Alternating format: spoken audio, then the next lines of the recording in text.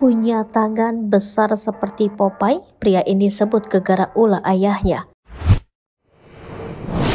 Seorang pemuda asal Pekanbaru baru-baru ini disorot karena memiliki lengan yang besar dan kuat seperti tokoh kartun Popeye. Dengan tangan besar yang dimiliki, tak jarang pria ini mendapat beberapa pertanyaan dari netizen yang penasaran.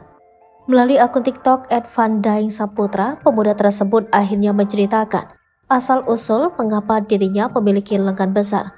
Menurut pengakuannya, dua lengan besarnya berkaitan dengan suatu peristiwa saat dia masih dalam kandungan sang ibu. Kala itu, ayahnya pernah membunuh seekor kepiting besar. Menurut mitos, membunuh hewan pada saat istri sedang hamil tidak diperbolehkan. Saat baru lahir, badannya justru berukuran sangat kecil, hanya seberat 1,5 kg.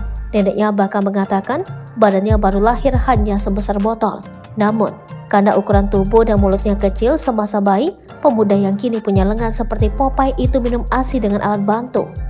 Dengan kondisi seperti itu, bayi pemuda asal Pekanbaru itu pun dikhawatirkan tidak akan bisa bertahan hidup lama. Pemuda itu pun bercerita ukuran tangan yang masih normal saat dia dilahirkan. Tak ada perubahan pada saat itu.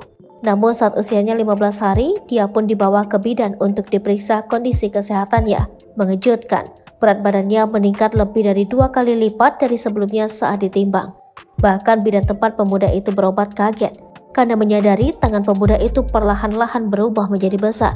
Menurutnya, sang nenek yang memandikan dan merawat setiap hari tidak sadar dan tidak tahu sejak kapan tangan cucunya menjadi besar. Namun karena berasal dari keluarga sederhana yang tinggal di kampung, pemuda itu mengaku tidak bisa memeriksakan kondisinya ke rumah sakit atau dokter spesialis.